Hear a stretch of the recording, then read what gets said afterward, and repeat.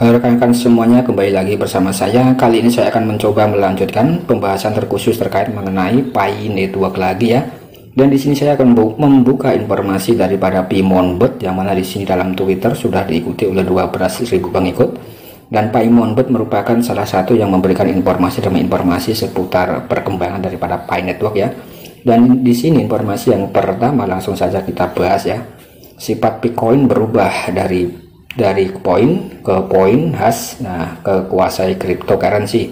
Pi secara resmi menjadi cryptocurrency pada saat jaringan utama dan browser blockchain Pi menandai bahwa Pi telah menjadi mata uang reguler dan tanggal efektif adalah hari jaringan utama. Ini adalah informasi yang cukup mantap, yang mana di sini intinya adalah bahwa Bitcoin atau Pi Network Coin di sini memang difungsikan sebagai mata uang ya. Jadi di sini mungkin posisinya akan bisa menggeser atau bahkan bisa menggusur daripada dolar ya atau USD ya rekan-rekan. Ini sangat mantap sekali. Dan untuk masalah open mainnet mungkin di sini hanya core team saja yang tahu ya, dan kita tinggal menantikan informasi demi informasi yang berkembang ya rekan-rekan. Nah, kurang lebih seperti itu. Kemudian di sini juga disebutkan ya, ketika mainnet diluncurkan, pembayaran Pi diterima di mana-mana. Apakah Anda berencana untuk menggunakan koin Pi untuk berkeliling di tempat-tempat terkenal di dunia ya? Jadi menurut informasi yang ada di sini, banyak sekali yang memberitakan atau memberikan bahwa untuk value atau harga daripada koin Pi yang sangat tinggi ya, itu didasari oleh banyaknya aplikasi ekologi yang sudah bergabung di sini ya rekan-rekan.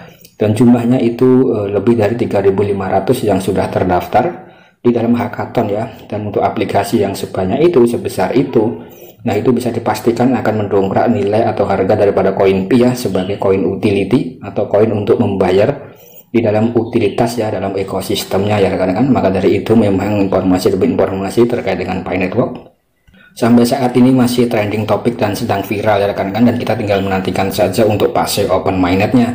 Nah, kemudian di sini juga diberitakan tentang kita yang memiliki daripada koin Pi, apakah nanti ketika open mainnet sudah siap untuk berbelanja ya, kurang lebih seperti itu.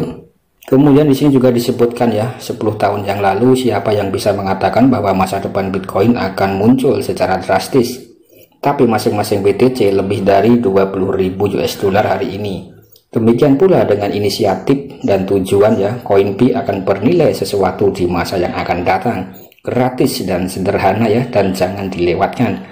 Jadi di sini informasi penegasan mengulang ke masa lalu ya, bahwa Bitcoin itu awalnya memang ditambang secara gratis, dan juga banyak sekali untuk awal-awalnya itu banyak sekali yang mendapatkan bahkan 10.000 BTC, bahkan lebih ya rekan-rekan. Dan untuk yang 10.000 Bitcoin itu pernah dijual dengan seharga 2 pizza saja ya. Dan kemudian setelah 5 tahun, nah harganya terus melonjak, bahkan bisa menembus sampai ratusan juta ya. Dan kemudian sampai hari ini sudah 20.000 US dollar atau sekitar 300 jutaan ya untuk satu koinnya. Ini merupakan salah satu daripada koin yang paling sukses ya, yaitu Bitcoin ya rekan-rekan, yang mana Bitcoin memang mengawali daripada cryptocurrency yang ada, dan penciptanya masih Satoshi Nakamoto. Artinya Satoshi Nakamoto di situ anonim ya, keberadaannya, siapa orangnya, apakah berkelompok atau sendiri, itu masih dirahasiakan publik dan masih belum mengungkapkan jati dirinya ya, karena di sini memang proyek yang pertama dan bersifat terdesentralisasi. Ini jelas bertentangan dengan sentralisasi yang ada di dalam sistem ekonomi global ya pada saat itu, pada tahun 2009-2010 ya. Maka dari itu untuk sosok daripada Satoshi Nakamoto memang tidak berani tampil ke depan. Dan sebagai awal cryptocurrency atau bisa disebut sebagai induk kripto ya, atau Bitcoin ini ya rekan-rekan.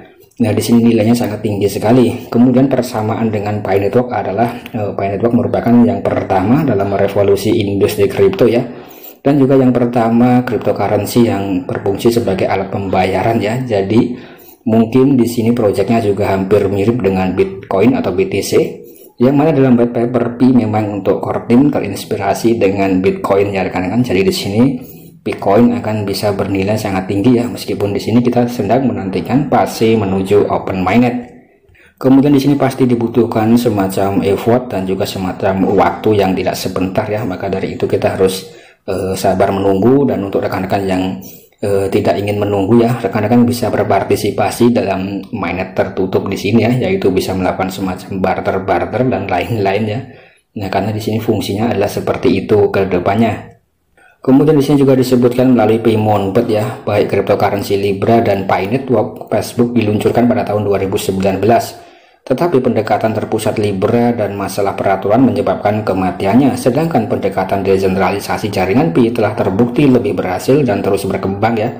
Nah, ini adalah informasi tambahan ya rekan-rekan tentang cryptocurrency Libra dan juga Pi Network Facebook ya, yang diluncurkan pada tahun 2019, dan Pi Network mengusung daripada desentralisasi rekan-rekan. Kemudian di sini juga disebutkan lagi ya, tidak seperti Bitcoin. Nah, Pi Network telah mempersiapkan, membangun dan menyesuaikan selama 4 tahun. Selama periode ini Bitcoin mengumpulkan landasan konsensusnya sendiri, yang dengan sendirinya merupakan penopang daripada nilai itu sendiri. Nah, ini sangat mantap sekali rekan-rekan. Jadi Pi Network memang dibandingkan dan disanding-sandingkan dengan Bitcoin ya, atau BTC ya rekan-rekan. Nah, mungkin kurang lebih seperti itu. Kemudian untuk project yang lain ya, atau Core Coin atau Core DAO yang sudah melangsungkan fase open mainnet, di situ memang digadang-gadang juga memiliki harga yang tinggi, karena memang itu penggabungan daripada kedua blockchain yang memiliki harga yang tinggi ya, yaitu Bitcoin dan juga Ethereum. Maka dari itu untuk project-project yang cukup fantastis, fenomenal, itu memang juga berkaitan dengan BTC ya rekan-rekan. Jadi untuk core itu memang penggabungan BTC dan Ethereum, maka harganya bisa dipastikan antara harga BTC dan juga harga Ethereum ya. Kemudian untuk Pi Network itu memang projectnya juga terinspirasi daripada Bitcoin ya, menurut white paper, dan core team atau Dr. Nicholas itu juga sangat mengagumi daripada BTC, namun di situ juga diadakan semacam penyempurnaan yang lebih sempurna lagi ya. Jadi di sini memang kiblatnya itu adalah Bitcoin ya rekan-rekan. Jadi Bitcoin itu memang sangat mantap. Kemudian di sini juga banyak sekali kekurangan yang harus disempurnakan ya. Kemudian di sini juga disebutkan Pi adalah tentang nilai ya, dan nilai mengungkapkan kegunaan dan kegunaannya. Pi tidak berfokus pada perdagangan pertukaran, atau tidak berfokus pada exchange ya, atau tidak berfokus pada trading di dalam exchange, tetapi mendorong penciptaan nilai dalam ekosistem melalui utilitas, mulai dari fase kedua dan melalui mainnet. Pi bukanlah cryptocurrency airdrop ya, dan tidak ada ICO atau crowdfunding di dalamnya.